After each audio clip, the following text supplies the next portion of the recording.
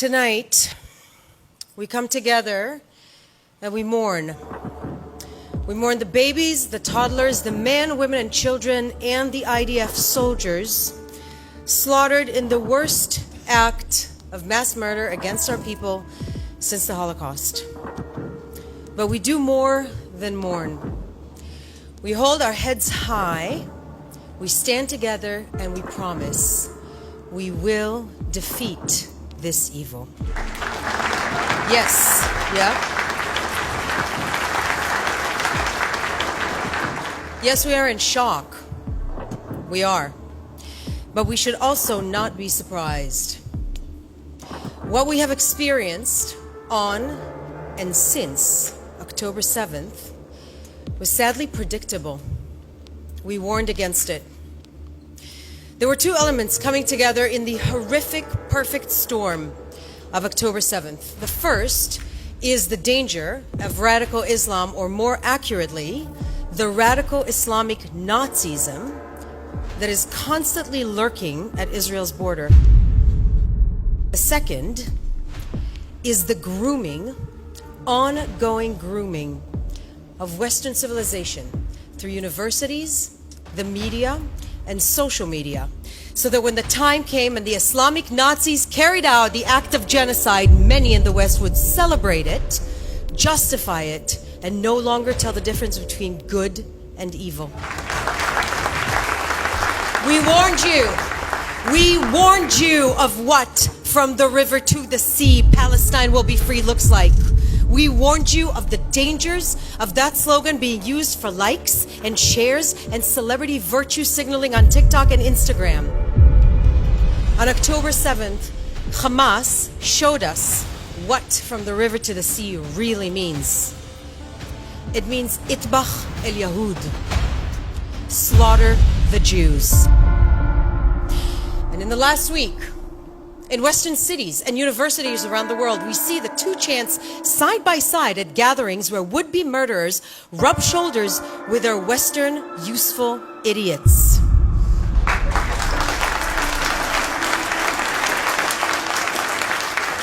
Western progressives have been played. You have been played.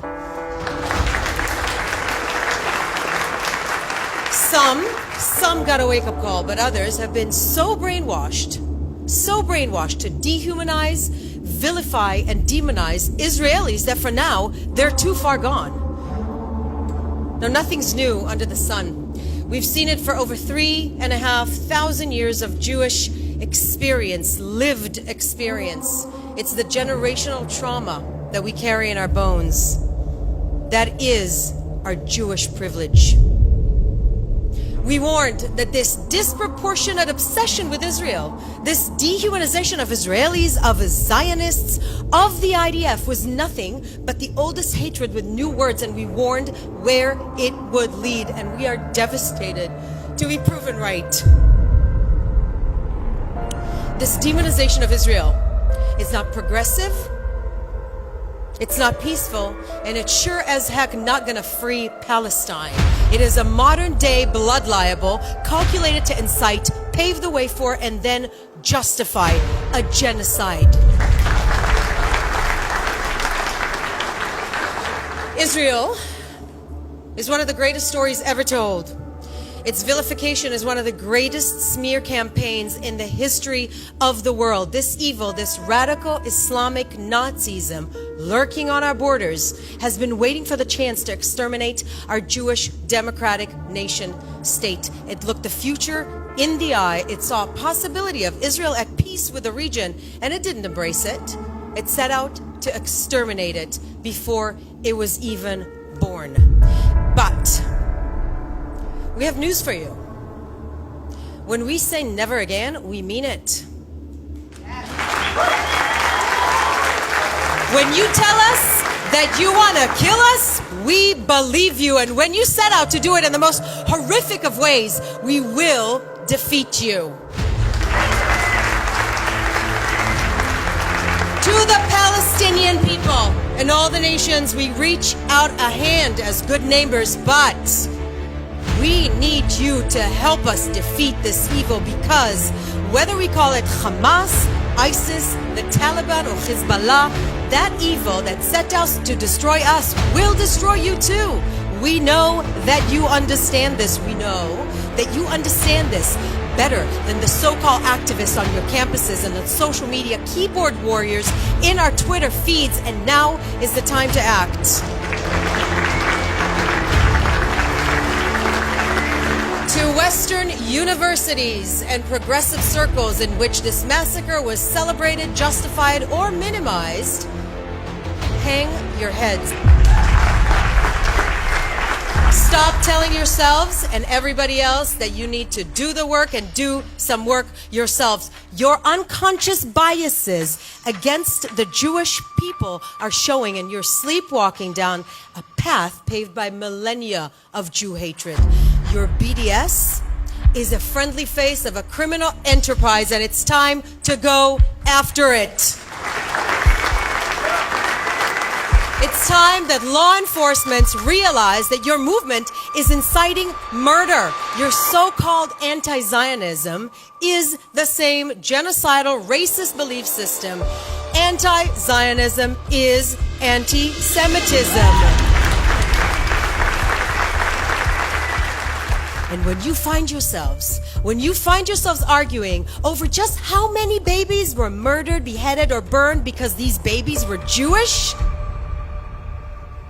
just as one person puts it, ask yourselves why your Jewish quarters are empty.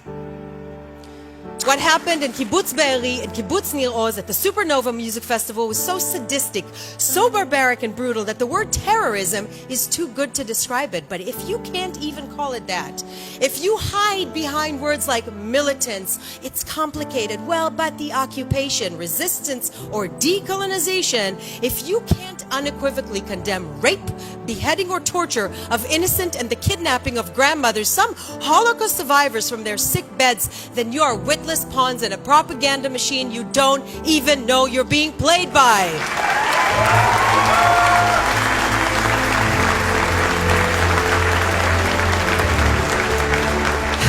Today, I am also going to practice some gratitude. Modani. I am grateful that we, the Jewish people, have a strong state defending us, defended by a citizen army as ethical as any other force in history. We stand shoulder to shoulder with the families of Israelis and Americans held hostage by Hamas terrorists. We call on the world, on every state, the NGO, UN, to pull every lever and don't leave a stone unturned, demanding to let the hostages go. Bring them home. Bring them home. And friends, above all, I'm grateful for this. In the generations to come, the Jewish people will still live, love, and thrive, and reach our hand to the world. And Hamas will be nothing but a footnote in history, just like the ones who tried to exterminate us before. Am Yisrael Chai, everyone.